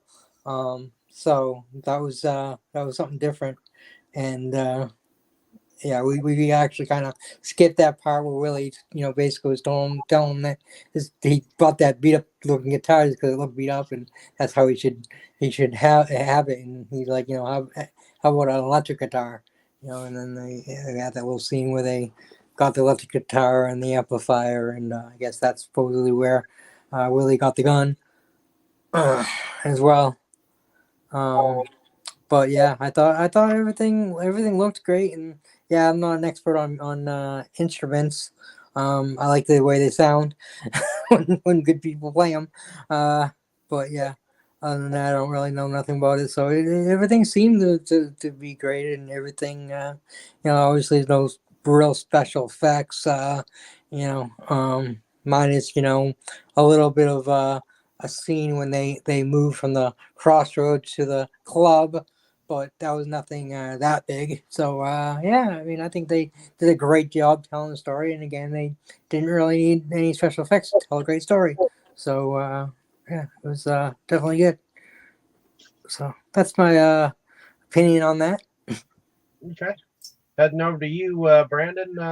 What did you think about the production? I thought it did pretty well. It did what it needed to do.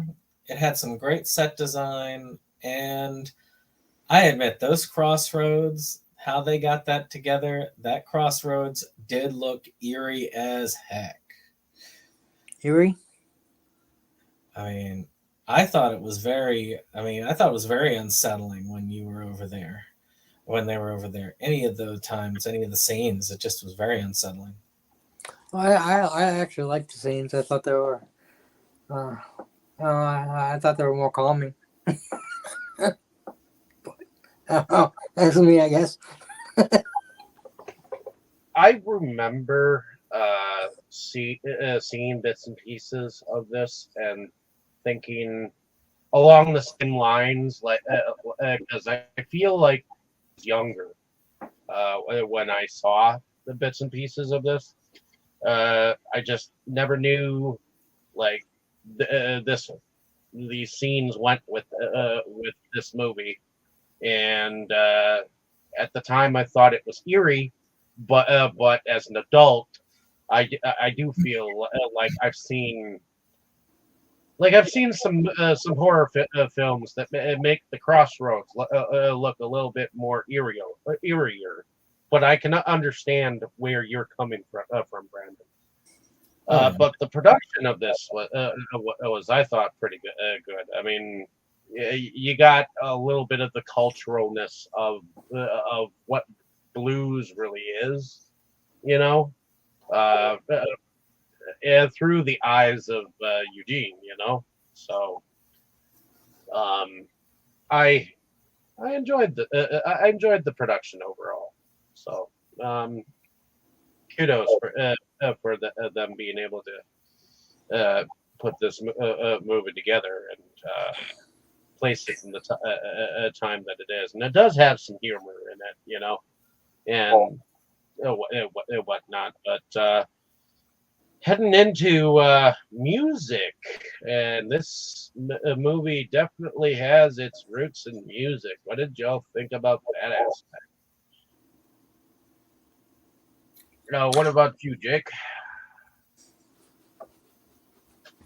Well, like I said, this is a movie where music is absolutely a part and parcel of the whole story. The whole story is tied very much to the music. And overall, I thought it was pretty damn good. I mean, again, it comes back to the idea of, well, it would have been nice if they gotten like a legit Delta blues man to do the soundtrack instead of Ry Cooder, but he is a hell of a guitarist, so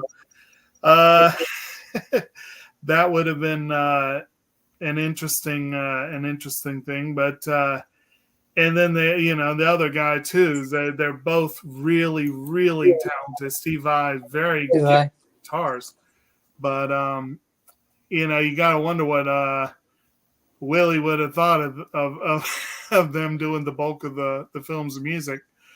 But But again, it does have a great soundtrack. I was serious earlier that I was kind of like to pick it up now, but and I do plan to get the movie eventually, but I'm not going to like rush out and do it right away. But it's on the list. Yeah, that long list. Yeah, and the Butler's Bag and the Head Cutting Duel and the Eugene's Trick Bag. Well, the Butler's Bag and the Head Cutting Duel were performed by Steve Vai and Ry Cooder. But Eugene's Trick Bag was specifically performed by Steve Vai. I don't know if we mentioned this, but it's worth mentioning that the Eugene's Trick Bag is apparently a variation on Niccolo Paganini's Caprice No. 5. And apparently Paganini is someone else where there's a legend of him selling his soul for his musical skills. So that's kind of fitting that they put that in there, I suppose. Yeah, I could definitely see that. But anyone else have anything on the music? Yeah. Well, I mean, I said it a little bit at the beginning, that I was never a blues fan, but yeah, I think my tastes have changed, and I definitely really enjoyed all the songs in this movie, and got my foot tapping, and they were really good. So I really enjoyed the music. I mean, I don't think I'd go and listen to this soundtrack on itself about the movie, but I did really enjoy the soundtrack. So yeah, I guess I can't say I don't like the blues anymore, because I did kind of dig it in this movie, and maybe I would in other things too. So who knows? Maybe I'm a little more open to it than I was when I was younger. Well, I think that I really like the soundtrack a lot too, because being the Zeppelin fan I am, I know you could hear the blues in the Zeppelin, and so I've always liked it. I know my dad likes it a lot. So actually, my dad really likes bluegrass. Mm-hmm. So it was very entertaining. Okay. It's also real quick. I want to throw out as well the fact that they stop in Memphis on the way, and at the end they're talking about going to Chicago, and he also mentions that his father lives there. That's kind of interesting that they name check those, because those are also, you got like the Delta, Memphis, and Chicago are like three of the main centers for the blues. So they kind of brought them all in and at least gave them each a nod. So that was kind of cool too.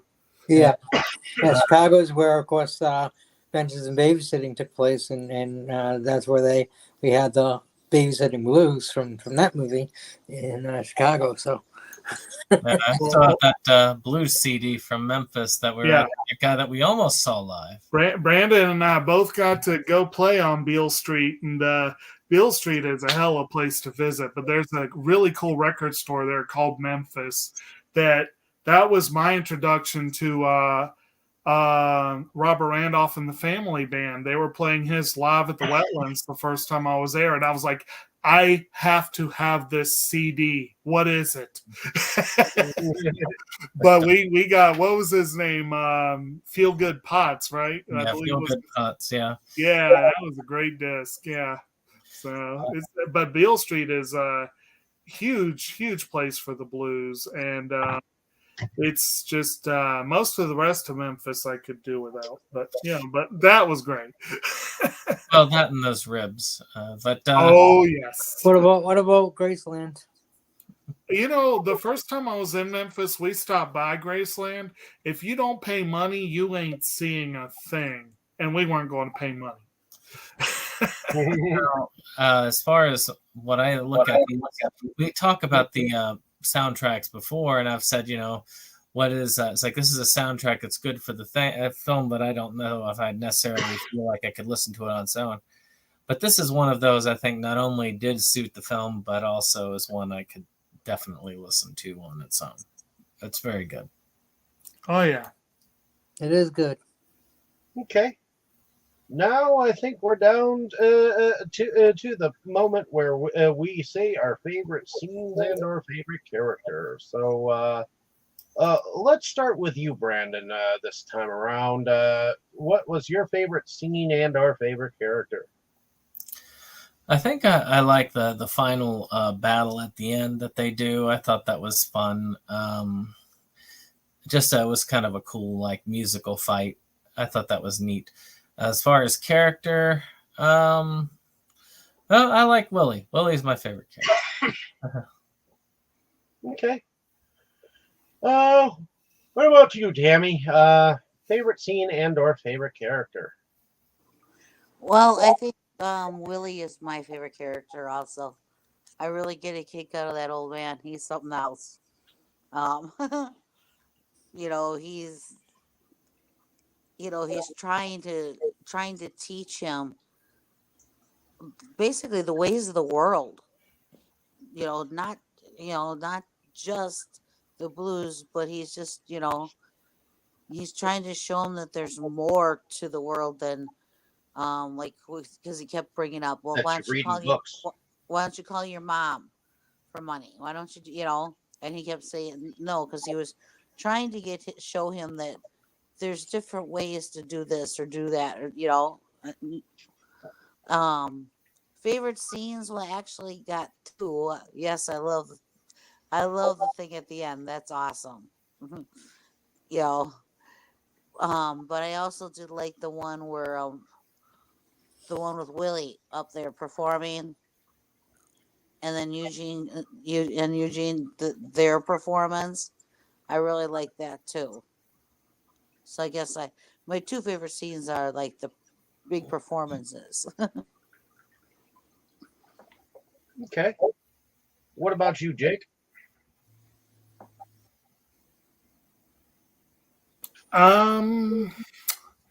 As far as characters, yeah, Willie's my favorite. I mean, I do like Old Scratch in this one. Like I said, he was an amusing scene-stealing character, but overall, Willie was probably my favorite. As far as scenes,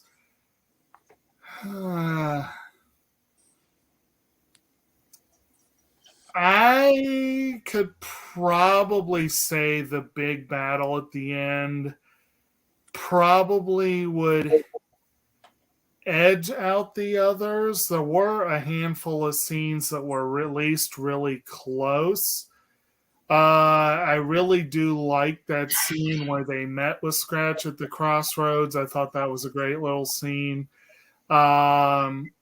This scene just after the girl has left and Eugene's finally gets the blues, it's a great little moment there. Like I said, there were a couple of fun one-liners scattered throughout. There were a few good moments, but I guess I'd probably go with that big music battle is probably my favorite. Okay. Heading over to you, Kroll. Favorite scene and our favorite character. Of course, I'm ready, and then you got me last.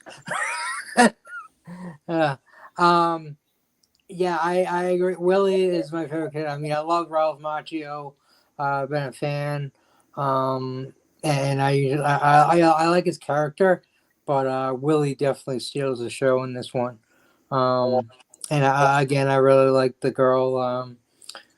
She was good as well, but yeah, Willie is definitely the best character in the movie. He's a good he's a good teacher. He's a fun guy.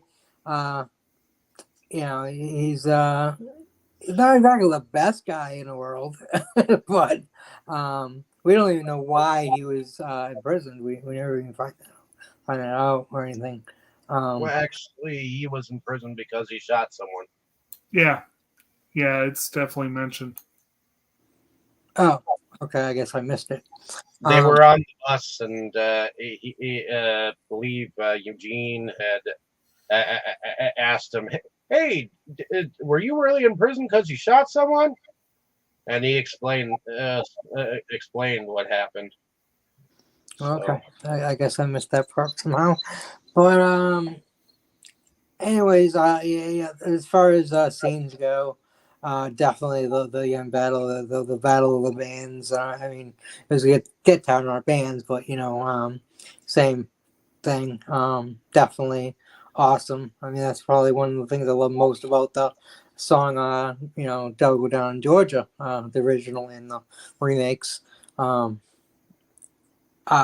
So yeah, I really love that scene, but I do enjoy that scene and that line where he tells him basically to practice more on the guitar instead of grabbing her ass, and that I just had to mention that scene again because that was funny. That was probably a great comedic line. So I had to throw that in there. But yeah, that's my opinion on those. Yeah, I think my favorite character is also Willie, especially when he first calls Eugene chicken shit for the first time. And I think I like him even more when the chick left him and uh, left Eugene, and he pretty much picks up the guitar and he's like, the only way that you learn the blues is when a good man is down on his woes, and it also has something to do when a woman leaves you, Yeah, So down I think I on the enjoy blues those about lines when leave them. Yeah. and the guitar piece that he plays right then and there, because it is kind of a moment. And then of course the moment when they're up on stage, that's cool.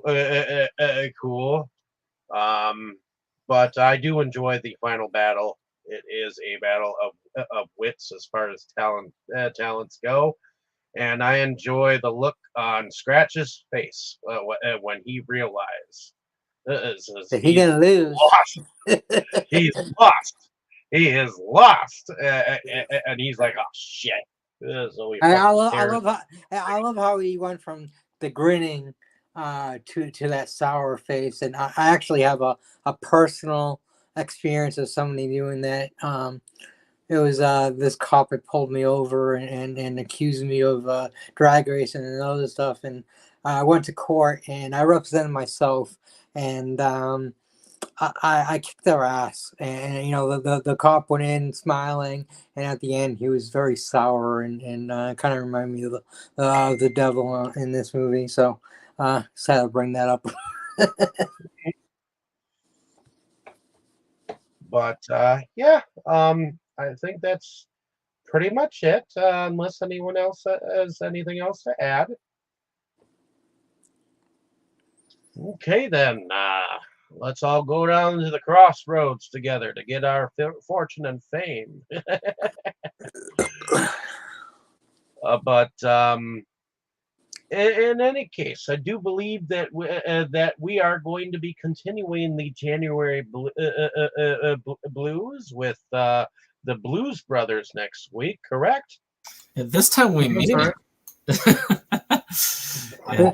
It's not a January fool ya this time. Yeah, the person who was supposed to lead it was unable to be here this time, so we were glad to have him with us next week. So we did a switcheroo, but this time it really is going to be Blues Brothers.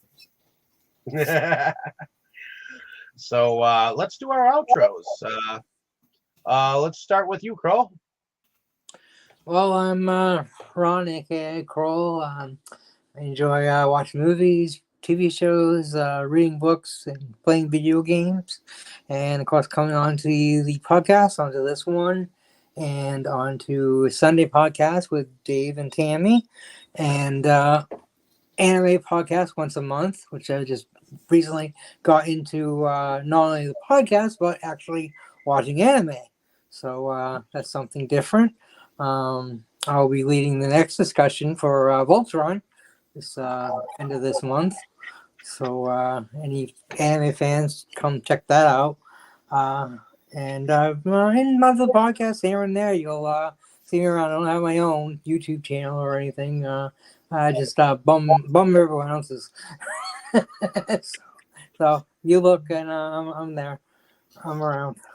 So that's my story. Yeah. Alrighty. Finally got you hooked on one. What was that? Finally got you hooked on one. How about you, Tammy? Why don't you tell us a little bit about yourself and what you do? Well, I'm David's fiance. I go on this channel and another one and talk about movies, and I collect stuff of my own, and it's just fun going on and listening to everybody's opinions and checking out movies that I like. This one that I've never seen before, and I really enjoyed it. Okay. How about you, Jake? Tell us a little bit about yourself and what you do. All right, I'm Jake. I'm the co-host of the YouTube channel SeptumSin versus the World. We talk about physical media and all sorts, all shapes and sizes. And meanwhile, I also have one full-time job that keeps me very, very busy, and another job that keeps me busy where I am the co-founder of the Native Plant Nursery, RVA Homegrown Natives. And obviously winter is a slow season, but by no means nothing going on. I am thrilled, as I mentioned at the start of this, to have gotten my computer back. I'm hoping that remains a thing for the future so that I don't have to worry about coming on to this discussion using my phone, but Yeah, who would use a phone for a discussion? I do This is unheard enjoy coming on to these discussions to talk movies with you fine folks. This was a great opportunity and excuse to finally see this one. I always look forward to revisiting Blues Brothers, so that should be a lot of fun. And actually, Dave, your month may have been a weird choice, but it's a good example of why this channel can be a lot of fun, because we have some definite variety coming up. Yes, we do. So, yeah. Heading over to you, Brandon. Why don't you tell us a little bit about yourself and what you do? Well, I am the main host on SeptumSin versus the World. We love physical media there. We did, as Kroll said, we did a recent discussion on anime. We discussed the show Ranma 1/2, which was one that was my gateway to anime, I guess you could say. And gateway drug. Indeed, and it was a fun discussion, so you should check that out. Of course, we are taking the week off. I had to put a lot of, because basically anything I get from Black Friday tends to go under the tree and the movie room. So I had a lot of stuff from Black Friday all the way up till now to put back into the collection, and that was my task today, which is a normal filming day. But I've also accomplished something that I didn't think I was going to ever accomplish, which was I finished writing a 60-page screenplay, which is going to be cool. So the next step is, of course, trying to film said screenplay so that it'll be more than a screenplay. But that's going to be my task for the next 12 months. That's my resolution this year, is to make the screenplay into an actual movie. Righty. And my name is David Streggy. I'm one of the founding fathers of Inside Movies Galore. So thank you for coming along with us on this fantabulous journey that we've been having to start out the new year.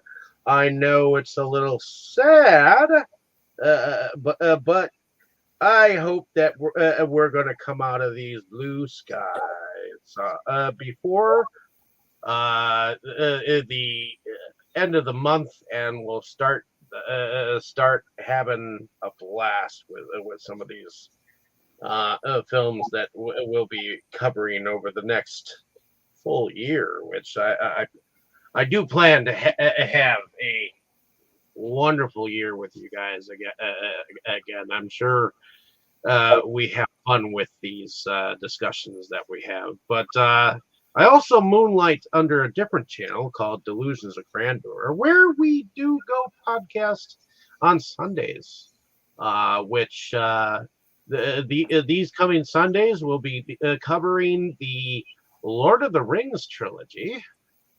And also, I think we're going to be covering The at animated. least the animated Lord of the Lord of the Rings Rings and Return of the King. all in one discussion. So if you get a chance, check us out. We'll be having a blast there. But I'll also be trying to finish the wraparound for an anthology that I've been putting together. At least start to form how I want some of the rest of the wraparound together, and maybe even start filming some of the short films that I have planned. At least get some of it filmed and in the can at least by the beginning of February, in hopes to film the rest of it as I go. So definitely looking forward to some of all that. I know it's a slow go at it, but the prelude is starting to look like it's almost in the can. So